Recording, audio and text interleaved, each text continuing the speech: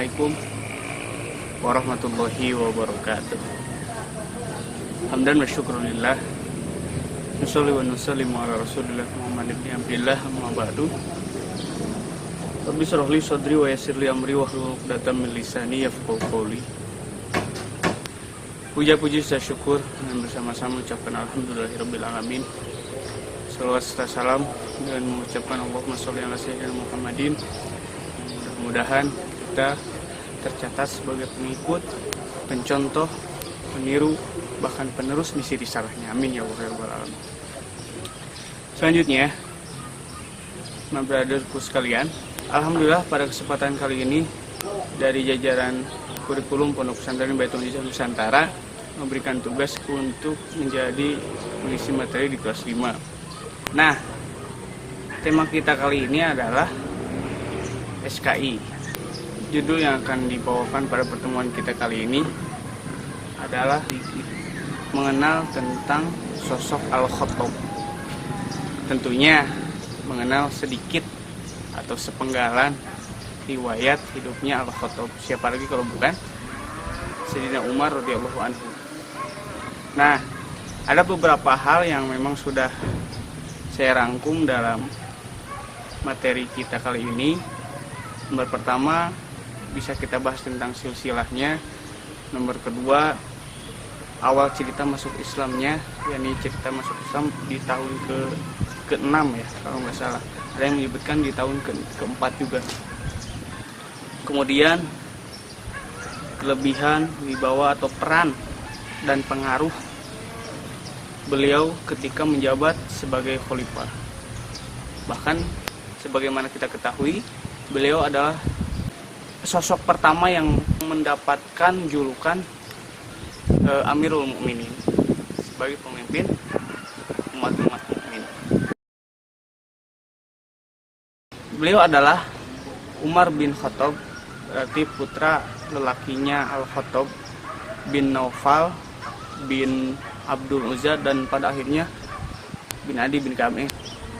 Nah, adapun dari sisi keibuannya, beliau adalah anak dari seorang ibu yang bernama Al-Hantamah binti Hisham bin Al-Mughirah, yang sehingga ternyata dia itu, Al-Hantamah tersebut merupakan saudari tua dari Abu Jahal bin Hisham. Itu dari silsilahnya. Kemudian masuk pada poin kedua, awal cerita masuk Islamnya beliau, sehingga bahkan menjadikan beliau sebagai sosok yang dulunya sebagai sosok yang benci terhadap agama Islam, benci terhadap Rasul, tapi setelah mengenal qadarullah, dia menjadi sosok manusia yang paling cinta terhadap agama Islam, paling cinta terhadap Nabi, paling cinta terhadap sahabat-sahabat Nabi. Nah, suatu ketika Rasul pernah berdoa tentunya kepada Allah dengan doa, Allahumma a'inzil Islam bi umaraini. Ya Allah, tolonglah agamamu ini dengan kekuatan salah satu kedua Umar. Nah, siapakah Umar yang dimaksud? Ya, Umar yang dimaksud pertama adalah Sayyidina Umar bin Khattab itu sendiri. Yang kedua adalah Abu Jahal, karena ternyata di dalam riwayat lain menyebutkan Abu Jahal pun juga pernah menduduki sebagai orang yang paling ditakuti oleh masyarakat Quraisy ketika itu. Ya, adapun Sayyidina Umar itu sendiri pun juga sama, tidak kalah ganasnya, tidak kalah geramnya. Bahkan beliau pun juga Sayyidina Umar mendapatkan julukan sebagai Abu Hafsin kan. Nah, yang mana artinya Abu Hafsin itu adalah sebagai singa.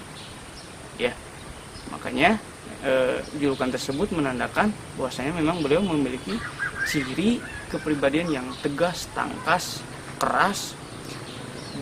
Di sisi lain memiliki postur badan yang sangat tinggi, kekar, kuat, kokoh, dan menakutkan lah intinya.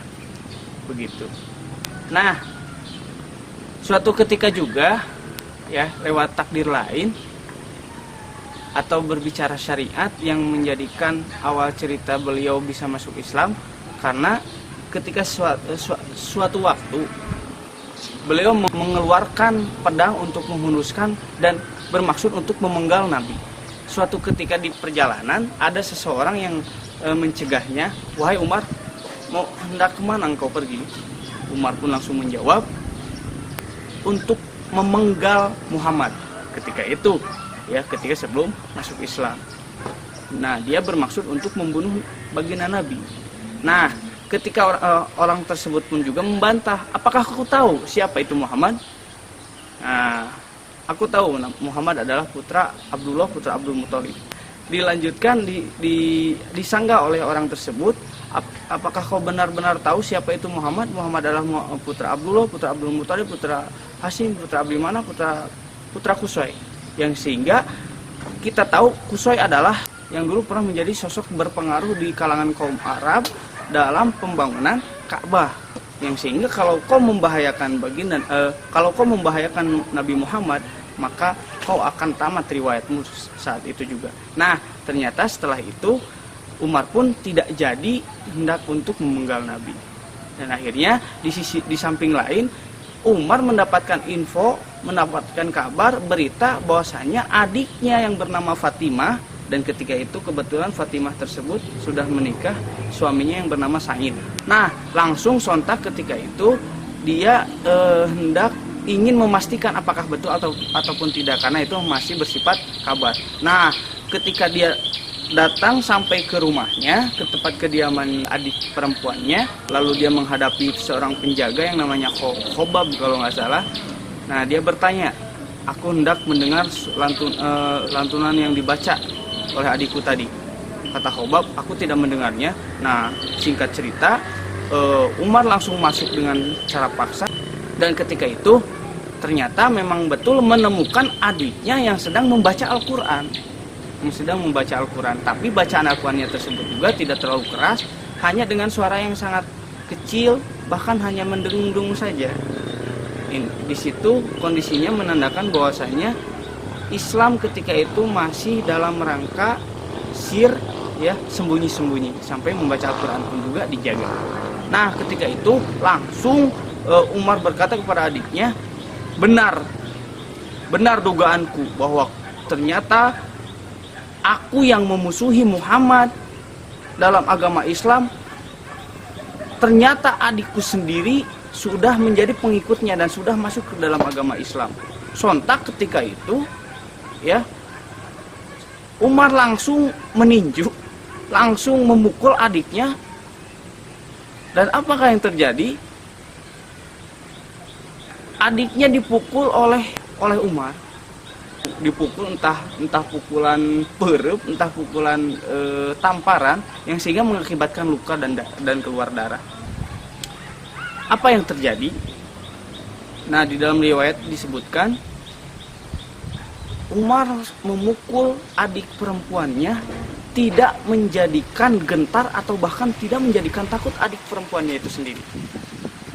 Ya, jadi adik perempuannya Fatimah sampai dipukul, begitu pula adik iparnya yakni Sa'id sebagai suami dari Fatimah tersebut dipukul pula sama. Nah, dan kejadian yang paling mencengangkan dan aneh, Umar tidak melihat sosok raut muka dari Fatimah yang ketakutan, yang cemas, atau bahkan apalagi lari. Nah, di sini menandakan ada kekuatan yang bersifat dari diri manusia karena keimanan kepada Allah Subhanahu wa taala. Kemudian singkat ceritanya, Umar bertanya dan ingin tahu apa yang dibaca oleh adiknya. Ketika hendak mengambil, adiknya dengan tegas dan suara yang lantang tanpa ada rasa ragu apalagi takut kepada Umar, "Sesungguhnya engkau itu najis," kata adik perempuannya. Itu kan sebuah kehebatan, sebuah wow gitu loh buat kita. Seorang Umar yang bisa kita sebut sebagai jawaranya bukan jawara kampung, bukan jawara pasar, tapi jawaranya jawara kelas provinsi kayaknya.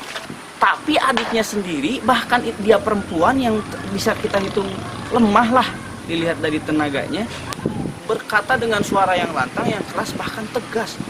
Dia mengatakan, "Innaka najisun," bahwa sesungguhnya wahai Umar bin Khattab, engkau itu najis, maka engkau tidak boleh sekalipun memegang apa yang aku baca, kata adiknya. Dan ternyata hal itu menyebabkan Umar yang tadinya sebagai sosok yang kuat, perkasa, tangguh, kokoh, dan lain sebagainya, di dalam hatinya merasakan adanya kelemahan ketika mendengar seperti itu. Adanya kegentaran oleh adiknya diberikan dengan kata-kata seperti itu. Nah, dari situlah mulai munculnya aura merasukinya hidayah dari Allah Subhanahu wa taala kepada Umar. Singkat cerita, sehingga esoknya dia bergegas langsung bermaksud untuk mendatangi Rasulullah SAW untuk menyatakan keislamannya. Nah, setelah itu datanglah beliau ke kediaman baginda Nabi besar. Kebetulan di situ dihadiri oleh beberapa para sahabat, yakni di suatu tempat yang namanya Baitul Arqam. Datang Umar ke sana ya dengan pakaian seperti biasa, ya dengan pakaian seperti biasa, dengan ketegasannya, ketangkasannya, ketangguhannya, keperkasaannya, masuk tok tok tok, assalamualaikum kalau bahasa kita gitu. Dan ternyata yang langsung menghadapi Umar adalah sosok yang tidak kalah tangguh, sosok yang tidak kalah perkasa, yakni yang bernama Sayyidina Hamzah. Beliau adalah salah satu paman Rasul juga. Setelah Sayyidina Hamzah mengabarkan kepada baginda Nabi, wahai Nabi, kita kedatangan tamu, yakni Umar. Oleh karena itu, silakan tanya ada maksud apa kedatangannya beliau ke sini. Terimalah dia, kata Nabi. Nah, setelah itu Sayyidina Hamzah pun langsung menghadapinya. Wahai Umar, apa maksud kedatangan engkau ke sini? Jika kau bermaksud untuk menyatakan keislamanmu kepada baginda Nabi, kami akan dengan luas, dengan lapang menerimamu. Tapi sebaliknya, jika kau datang ke sini bermaksud untuk membunuh Nabi, maka aku adalah orang yang pertama menghadapimu, dan aku adalah sosok orang yang akan mengalahkanmu, mengalirkan darahmu oleh pedangmu sendiri. Nah, dari bahasa itu sudah bisa kita dapati bahwasanya itu merupakan sebuah ejekan. Bayangkan saja, seseorang yang ada dalam suatu perkelahian, si A bisa terbunuh oleh si B dengan pedangnya si B itu sendiri. Itu sudah biasa, sudah lumrah. Tapi kalau misal ternyata si A terbunuh oleh si B dengan pedangnya si A itu sendiri, itu merupakan sebuah hal yang memang sangat luar biasa. Tuh. Nah, ketika itu Umar mengatakan, aku kesini hendak menyatakan keislaman. Hal itu kabarnya sampailah kepada Rasul, yang akhirnya singkat cerita Sayyidina Umar diterima dengan lapang oleh Rasul. Ketika itu beliau mengatakan, asyhadu alla ilaha illallah wa asyhadu anna muhammadar rasulullah. Masya Allah. Dari situ adalah detik-detik mulai agama Islam memiliki kekuatan. Bahkan dalam riwayat disebutkan, beliau bertanya, ya, ini menjadi cerita awal mula munculnya ke permukaan agama Islam, atau dalam arti kata lain dakwah tidak tersembunyi lagi, tidak sembunyi-sembunyi lagi. Kata Sayyidina Umar, wahai para sahabat, untuk apa kita bersembunyi?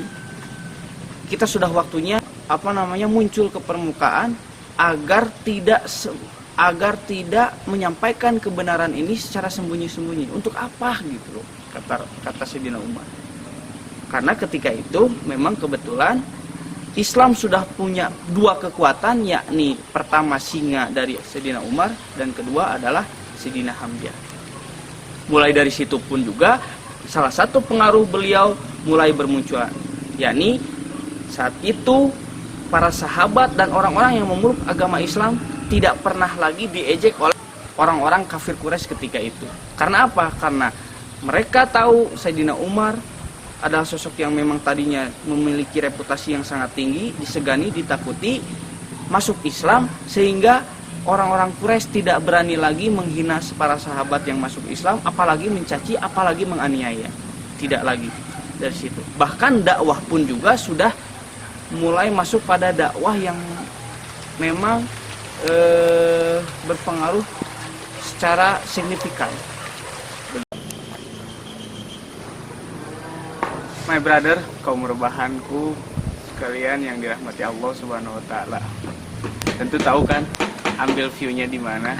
Ini sengaja biar ada muncul kerinduan buat kalian semua yang bisa menyaksikan video ini tentunya. Kan jadi baper. Oke. Selanjutnya kerabat kaum rebahan di rumah. Intinya kita harus sangat sadar sekali, sangat mengetahui betul bahwasanya pengaruh Sayyidina Umar ketika itu setelah masuk ke dalam agama Islam, beliau sebagai sosok yang mampu menghentikan orang-orang yang selalu mengganggu orang Islam, orang-orang yang selalu mengganggu, mencaci maki, bahkan menganiaya umat muslim ketika itu. Yang padahal beliau sendiri, Sayyidina Umar, adalah sebagai kawan dari kaum kafir Mekah ketika itu dalam penggangguan orang-orang Islam itu sendiri. Bahkan kekejaman Sayyidina Umar itu sendiri dulunya pernah mengubur hidup-hidup anak perempuannya sendiri. Naudzubillah min dzalik. Itu merupakan sebuah riwayat masa kelamnya Sayyidina Umar. Bahkan pernah kan ketika Sayyidina Umar menyebutkan hasibu anfusakum qabla an tuhasabu, ketika itu Sayyidina Umar menangis mengingat masa dulunya ketika kekejaman yang diperbuat oleh Sayyidina Umar itu sendiri, sampai-sampai anak sendirinya yang perempuan dikubur hidup-hidup, bayangkan. Nah, ketika itu juga kita harus sangat tahu betul, sangat sadar betul pengaruhnya Sayyidina Umar mampu sampai melawan, bukan hanya menghentikan kawan-kawannya dulu, kaum kafir Mekah, ya, bahkan bisa mampu melawan kawan-kawannya sendiri. Kawan-kawannya sendiri untuk berdakwah, mengajak ke dalam agama Islam, bahkan melawan kemungkaran-kemungkaran atau aniaya-aniaya yang masih dilakukan oleh kaum kafir Quraisy ketika itu. Ya, yang sehingga pada intinya Sayyidina Umar ini berpengaruh menambah kekuatan di dalam agama Islam. Nah, itu sekitaran daripada kelebihan atau riwayat sedikit tentang awal mula masuk Islam dan pengaruhnya beliau ketika sesudah masuk Islam. Begitu. Kemudian otomatis dari situ kita bisa menemukan keistimewaan, kelebihan atau bahkan kewibawaan sosok Sayyidina Umar. Sekarang pakai Sayyidina ya, kalau tadi kan tidak menggunakan karena memang kita sedang menjelaskan tentang riwayat sebelum masuk Islamnya. Sayyidina Umar memiliki beberapa riwayat keistimewaan, kelebihan atau kespesialan yang keluar dari sosok Sayyidina Umar itu sendiri. Ya, salah satunya beliau adalah sosok orang yang paling tegas, yang paling gagah dalam apa? Dalam mengusahakan agar bisa terjadinya amar ma'ruf nahi munkar. Sehingga beliau mendapatkan julukan sebagai Al-Faruq. Karena apa? Karena ketangkasannya, ketegasannya, kekerasannya beliau dalam menjalankan amar ma'ruf nahi munkar. Begitu, ya. Nah, dari watak kerasnya ini, tapi ternyata tidak menjadikan jati diri atau lahiriahnya, batiniahnya itu ikut keras. Malah justru setelah beliau masuk Islam itu hatinya sangatlah lembut, beda dengan perisai jasadiahnya. Begitu. Jadi intinya sosok yang tegas, yang keras, garang gitu loh, menakutkan, tapi bukan aing macan kayak orang-orang. Garang gitu. Di sisi lain beliau memiliki hati yang sangat lembut. Bahkan nanti menyebutkan bahwasanya beliau sebagai khalifah yang sangat sayang terhadap rakyatnya, sangat sayang terhadap masyarakatnya. Nah, itu keistimewaannya. Sosok yang memang memiliki ketegasan, keperkasaan, ketangguhan, dalam menjalankan amar ma'ruf nahi munkar. Sampai-sampai ada penceramah kontemporer menyebutkan, kalaulah kita ibaratkan ya seperti sekarang ini dalam masa puasa, orang yang sedang makan di warung nasi ya, yang kelihatan kakinya doang, ketika datang Sayyidina Umar semuanya langsung bersih, rapih, seolah-olah tidak pernah ada orang di situ. Bahkan penjualnya pun juga hilang. Ini apa? Menggambarkan sosok yang memang ditakuti oleh orang-orang ketika itu. Kata tadi, beliau memiliki reputasi. Nah, selanjutnya keistimewaan atau kelebihan yang dimiliki oleh beliau adalah kewibawaan. Kewibawaan yang dibawa oleh beliau, yakni watak tegasnya ini ternyata tidak hanya berefek pada makhluk yang terlihat kasat mata saja, melainkan beliau mampu berefek untuk makhluk halus, atau dalam arti kata lain untuk makhluk gaib. Ada dua riwayat yang menjelaskan tentang sosok beliau. Yang pertama, riwayat hadis yang menyebutkan bahwasanya setan kalau bertemu dengan Sayyidina Umar mengambil jalan yang lain. Misal gitu ya, contohnya ketika suatu waktu di satu jalan ada Sayyidina Umar dan ada setan bertemu dengan beliau ya, setan tersebut tidak mengambil jalan yang digunakan oleh setan tersebut ketika bertemu Sayyidina Umar, tapi langsung mengambil jalan yang lain. Entah mungkin kalau di jalan setapak itu ngambilnya langsung ke jalan sisi jalan selokannya, atau bahkan jalan nyuksruk ke rumputnya misal gitu. Nah, kalau dalam riwayat yang lain menyebutkan bahwasanya ini adalah riwayat hadis Rasul juga menyebutkan, aku melihat setan dari kalangan manusia dan jin ketika bertemu Sayyidina Umar itu ngebecir, langsung kabur gitu loh. Nah, ini dua riwayat ini menandakan sosok menakutkannya Sayyidina Umar. Oh ya, dalam riwayat yang lain menyebutkan suatu waktu ketika Abu Bakar masuk dalam satu ruangan, ya ada seorang hamba sahaya perempuan ya memukul suatu barang yang mengeluarkan suara ya, memukul suatu barang, masuk masuk Abu Bakar, dia tidak menghentikan pukulannya tersebut. Masuk Sayyidina Utsman, dia masih melanjutkan pukulan suara tersebut. Masuk Sayyidina Ali sekalipun juga, si seorang hamba perempuan itu masih memukul-mukul sehingga mengeluarkan suara. Tapi ternyata ketika Sayyidina Umar masuk ke dalam ruangan tersebut, hal yang lucu terjadi kembali ya, bahwasanya dia bukan hanya menghentikan pukulan yang mengeluarkan suara tersebut, tapi justru bahkan melemparkan barang yang mengakibatkan munculnya sumber suara tadi.